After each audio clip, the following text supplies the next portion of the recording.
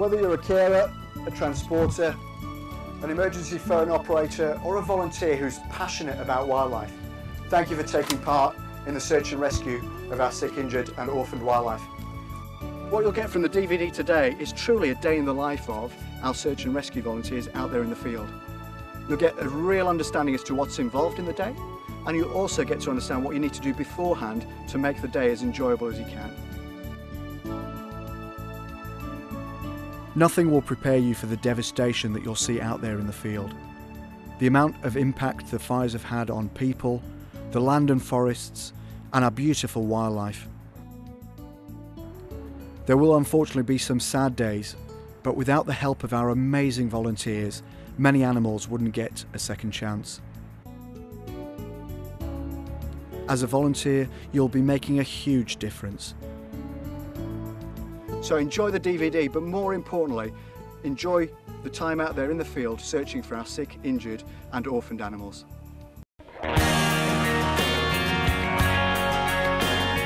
Well, before coming out to any of the fire affected areas, you must have completed your online training of the basic wildfire awareness course. You'll find that online, and don't forget to bring along your certificate. You've got to bring along your fire boots as well. Without them, you won't be allowed into any of the fire grounds. We'll provide you with a hard hat, overalls and everything else that you'll need for the day. But also don't forget your backpack and your water and some sunscreen to keep out of this great Australian sun. The start of the day always consists of a team briefing. Your team leader will run through the plan for the day, your roles and responsibilities, but more importantly, the health and safety requirements to ensure you and the team are kept safe at all times.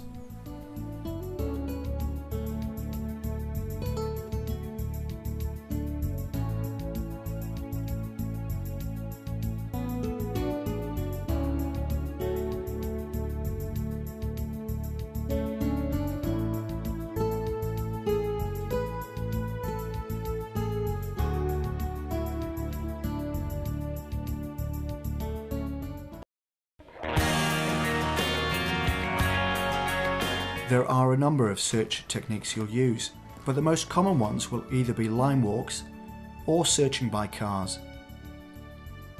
Most wild animals are less scared of cars driving slowly than they are of people walking. So it's a great way to spot animals like echidnas, wombats, kangaroos and wallabies, and make sure they're walking or hopping fine. But most search and rescue days will consist of line walks, because you do find much more wildlife off the beaten track.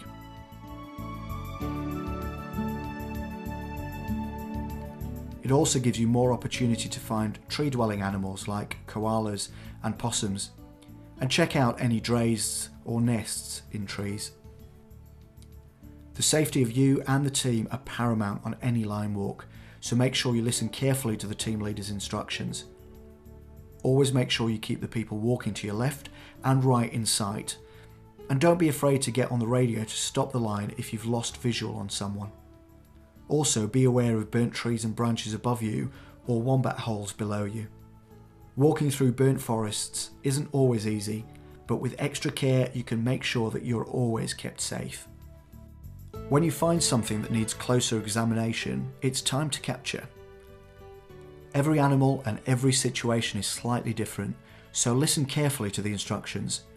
This will ensure there's much more chance of a safe rescue and less stress for the animal. If you're lucky enough to have a darter with your team, that'll make the capture much easier. Covering the animal's eyes will keep it calm.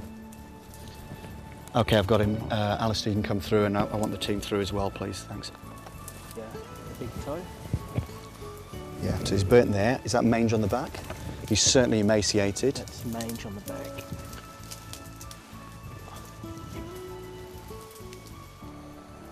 And having a vet on site will ensure a quick and thorough examination. Okay.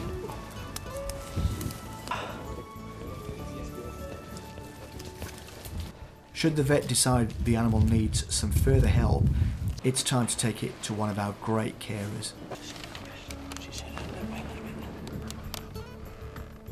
All right? Yep, that's fine. I'll just leave that slightly open so you can breathe. putting the towel down and then rolling her onto it and then lifting it over. Yeah, they're fine. Not all the searches take place during the day.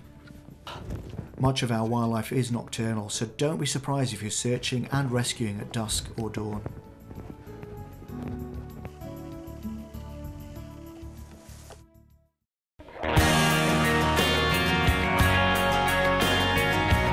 Who's this? This is Wally.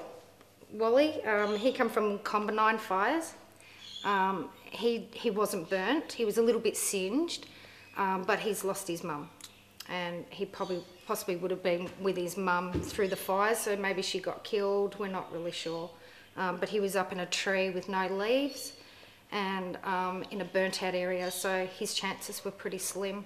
He came in pretty underweight, so he's had to go back on a bottle for a little while to fatten him up, and heaps of love and attention.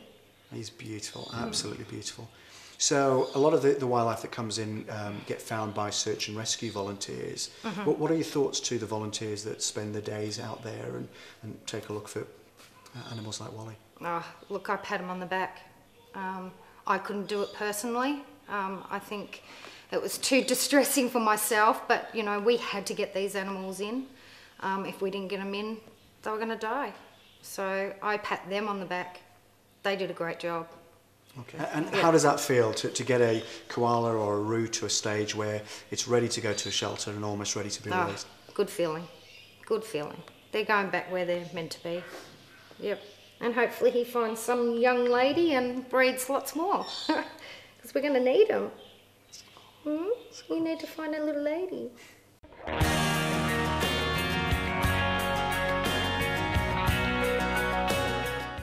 Well, being a volunteer at Wildlife Victoria clearly is a very rewarding experience. I signed up mainly because I knew I'd be working with some people who have the common interest, common goals, which obviously is saving the animals and in particular our native wildlife, which is really important to me. Joined up to, well, one, to help the animals, and also just to volunteer for Wildlife Victoria. I knew that I needed help, and I wanted also to help as much as I can with the animals here. The fires out there have been pretty devastating, to say the least. Heading out, seeing some parts of the prom which are completely destroyed was really touching, and actually being able to pull some animals out of there and actually get them to a shelter or vet and treated was really rewarding, and obviously seeing the end result was great. My best experience would have to be in Upwey in the Dandenongs, and that would be because at the end of the day we saw a family of 12 grey kangaroos, and there was about 6 joeys in there at least, and it's just really cool to see that at the end of the day that a whole healthy family just jumping through the burnt bush there. All in all, this experience, is actually quite a fun experience as well as, quite a tough experience. So it's great to get out there and try something new, and you will never forget it for the rest of your life.